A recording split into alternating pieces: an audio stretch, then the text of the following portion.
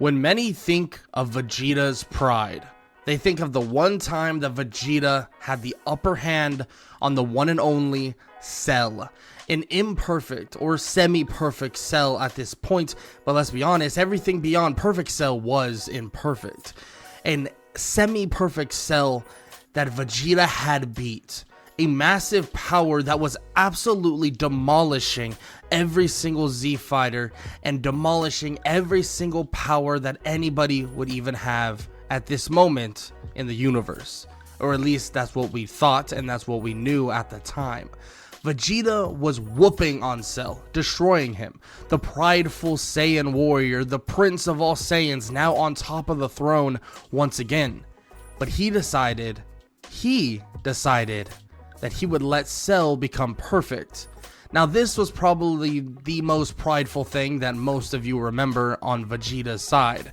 But in my opinion, the time that Vegeta showed the most pride, and his pride was explained in full totality, was when he sat there in front of a Super Saiyan Goku with an M strapped on his head, and he wanted a fight. A fight that would prove who was the strongest between Kakarot, the low-class warrior, and the Saiyan Prince, Vegeta. The Supreme Kai would look at them both and ask who they truly are. That do they not see the universe matters more than their meaningless squabble? And Vegeta would scream at him, kind of growl in a way, and ask, meaningless, huh? What do you know of meaningless? Spend most of your life ruled by another. Watch your race dwindle to a handful, and then tell me what is more meaning than your own strength. Vegeta truly believed from the day he was born that pride was something that was deep within him, and pride is what made him the Saiyan Prince. And Vegeta without his pride would be nothing. But I have to know, what would have happened if Vegeta wasn't super prideful? Because we know that Goku in a way has his own pride, his own morals. That Goku doesn't like getting power, like Super Saiyan God didn't like the idea that this was power that he couldn't get on his own, or at least get on his own at the moment. And Vegeta, on the other hand, well, his pride works a little differently. His pride is what kept him going. His pride is the reason why he was able to survive so long under the rule of Frieza, under a tyrant that was hundreds, thousands of times stronger than anybody else. That's why Vegeta was able to survive. But if you tone down his pride, would he be able to survive throughout that time?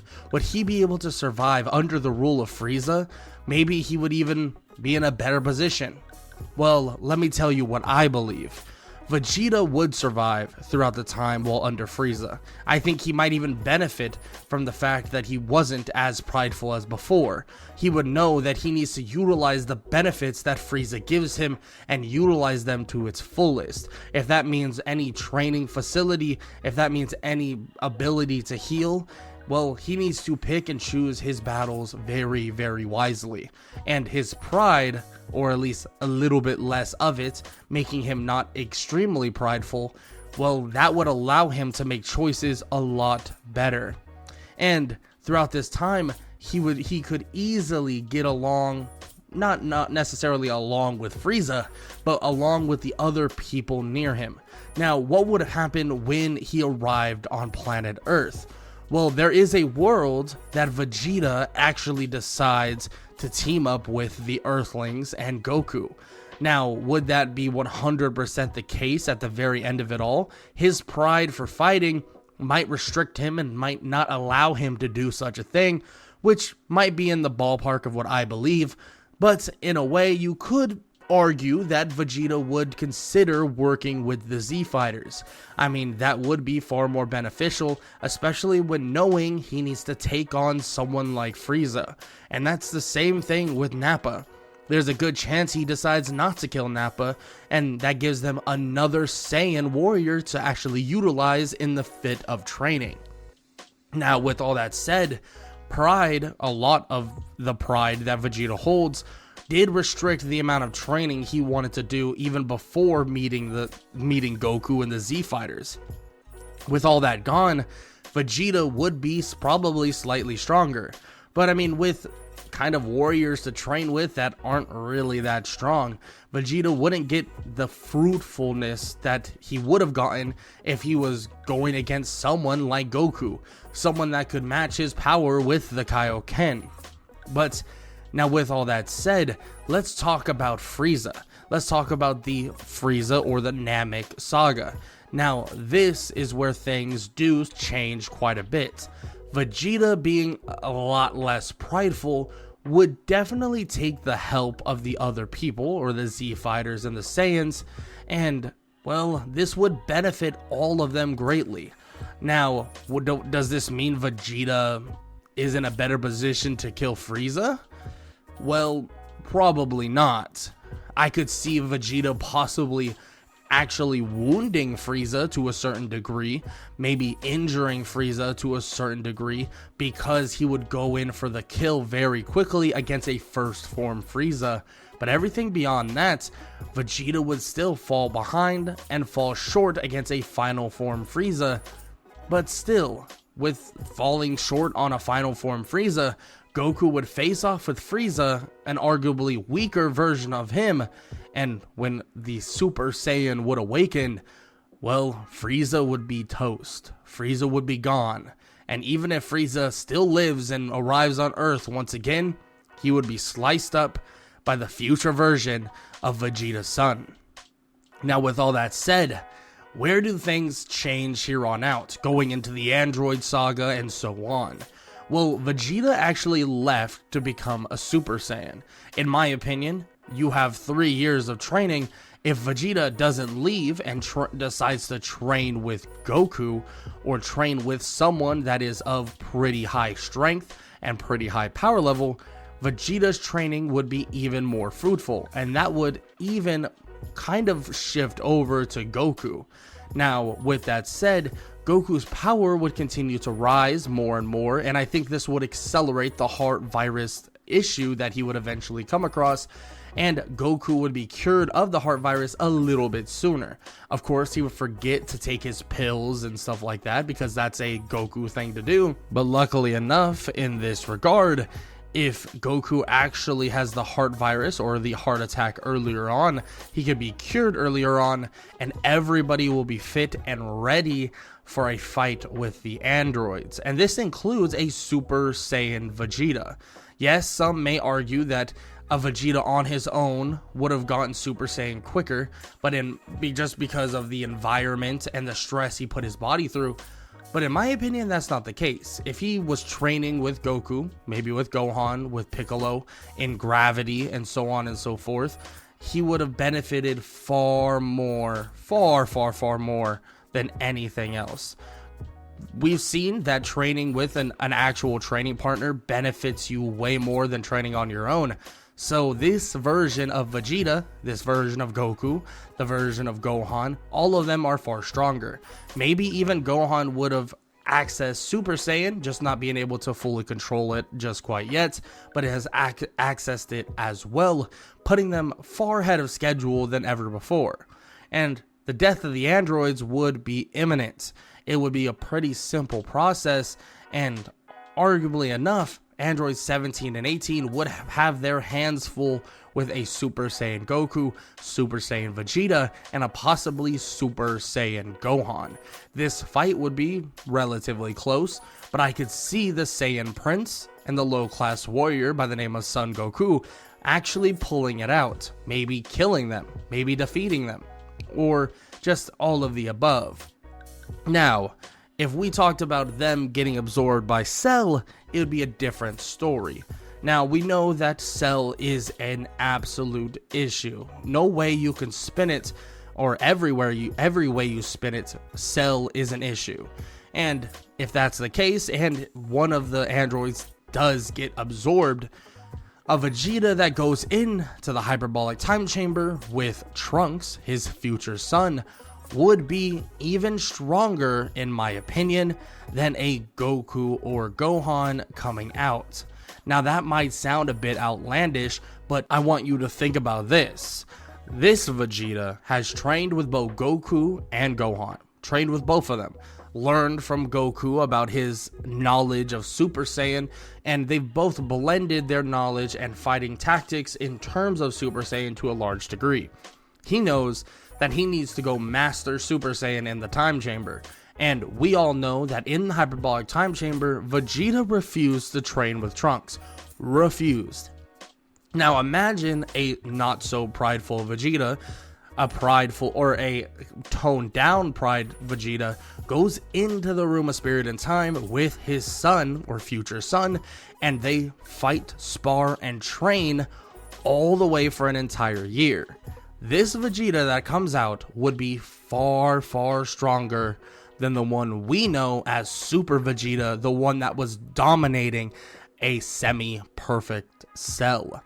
Yeah, I truly believe that with Vegeta and Trunks actually sparring and actually training together, there would be no doubt in my mind that Vegeta and Trunks would not only master Super Saiyan, but would be pretty darn close to eclipsing the Super Saiyan wall, or the true Super Saiyan wall.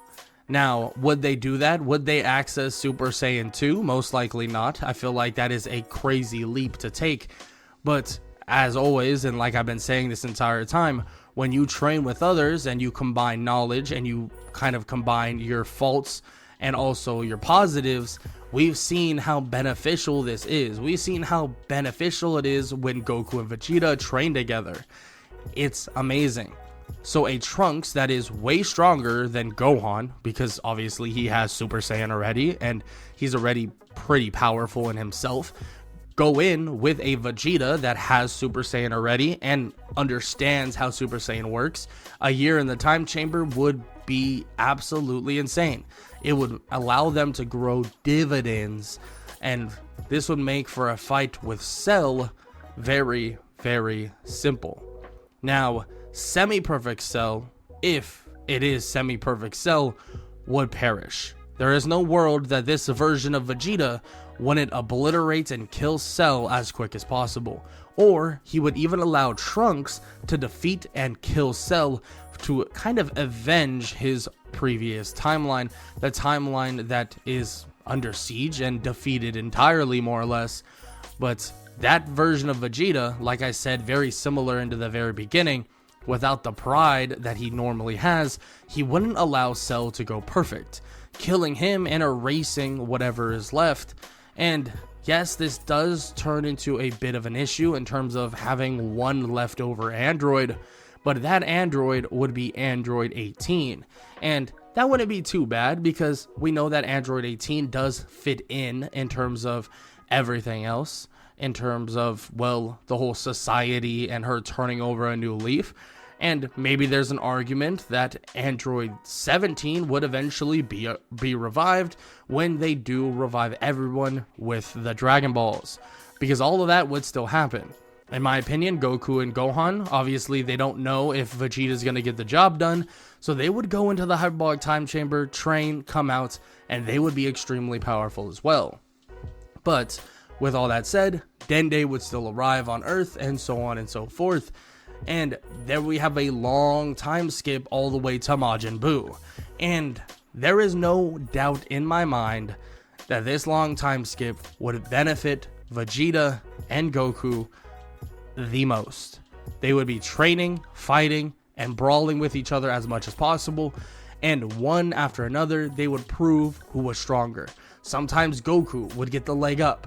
Sometimes Vegeta would get the leg up, and it would continue on like this over and over and over again. With a Goku that isn't dead, well, Vegeta will continue his absolute passion for fighting and actually want to train with Goku. And leading up to the Buu saga, Goku and Vegeta would be far stronger, and Majin Buu, even if he is revived, in my opinion, it could be handled by Goku and Vegeta. Now, you might be thinking about Babidi. Would Babidi be able to take over Vegeta? And I would say no, not even at all. We know Vegeta basically let Babidi control him, and he wanted to do so that he could eclipse Goku. With being able to take on Goku head to head for the last 7 years, He would have no reason to do this, and all he would see this as is a massive shortcut. His pride, or the little bit left over, would not allow him to take this shortcut through the Majin symbol, and he also already loves his family, so there's no point in him doing so. And with Goku and Vegeta, in my opinion, on the same page, it would lead to the defeat of not only Majin Buu, but of actually Babidi and Deborah and many others as well. This would be a perfect way to kind of look at Vegeta and how it changed with his pride. Because we knew that Majin Vegeta cheap-shotted Goku to go take on Majin Buu on his own. This time around, it was Goku and Vegeta taking on Majin Buu together, defeating him and saving the planet Earth once again. Now, everything past this would be very similar to canon. And that might sound boring, but I feel like that's the truth of it. Vegeta really showed all his pride and all of his cards earlier on in Dragon Ball, or in Dragon Ball Z, really more specifically. When we get to Battle of Gods, I could see maybe Vegeta being okay with taking on a Super Saiyan God ritual after Goku did it to kind of even the playing field, so that would speed up the progression of both Goku and Vegeta. So we would probably have a Goku and Vegeta a good little bit stronger than a canon Goku and Vegeta. But everything beyond that, well, it's not much of a difference. Frankly, everything else that is going to happen would probably pursue and still happen. Now, there could be an argument to be made that maybe Vegeta or Goku could go work and train with the Kais, and I always love that idea all the time, but I just don't see that 100% happening. Maybe there's a chance here and there that it really could have at one point, but with them two together taking on Majin Buu, I don't think there was any reason for the Kais to actually, well, go and take them and train them and so on and so forth. That's more of a what if the Kais actually did their job properly, in my opinion, and maybe that's a what if we'll get in the near future. But from here on out, I don't see Vegeta's pride getting in the way that much, especially when we're talking about what's coming next, when Frieza comes, or when Frieza comes back as Golden Frieza, and so on and so forth. The Tournament of Power, stuff like that. Don't get me wrong, Vegeta doesn't not have pride at all. Or how would I even say that? No, Vegeta is still prideful to an extent. Goku is prideful to an extent. Goku was too prideful to actually take shortcuts. That's not who he is, that's not what he's made of, and that's not what he wants to do. So if you made Vegeta more like that, if you made it so Vegeta wasn't super prideful, that Saiyan Prince pride, I could definitely see Vegeta having an easier time throughout Z. Frankly, I can see Vegeta having an easier time surpassing Kakarot. Yeah, I truly believe that Vegeta's pride in itself has weighed him down to a certain extent. Yes, that quote that I said in the beginning, the one about Vegeta believing that strength is all that matters, power is all that matters, is something that he would hold dear and near to his chest. Because at the end of the day, when you are ruled by another, when someone so powerful controls your every single move, like you're a little puppet, you're going to be prideful. You're going to have that darkness in your heart just a little bit. But if you made Vegeta a little less prideful than he normally was, that wouldn't change his outlook on being controlled and tampered with by another. That would not change Vegeta's outlook on the idea that Lord Frieza, that the Emperor of the Universe, was controlling him and using him as a little pawn. This Vegeta, the one that we would see in this what if, would be even more powerful, but not because he lacks pride, but because he knows when to be prideful and when to hold on to his Saiyan heritage and when to let go of it. When to let go of the power that horrible person by the name of Frieza had over him. Let go of it and carry on. This Vegeta would know the difference. This Vegeta would know when to be proud, but also know when to ask for help, and know that his weaknesses and strengths could be counterbalanced by someone else just as powerful. But with all that said, that is my take on what if Vegeta wasn't super prideful. What do you think would have happened if Vegeta was less prideful than he was in canon? Let me know in the comment section below what you think. Make sure to leave a like and leave a sub. And I hope y'all enjoyed the video. And I hope y'all have an amazing day. Later.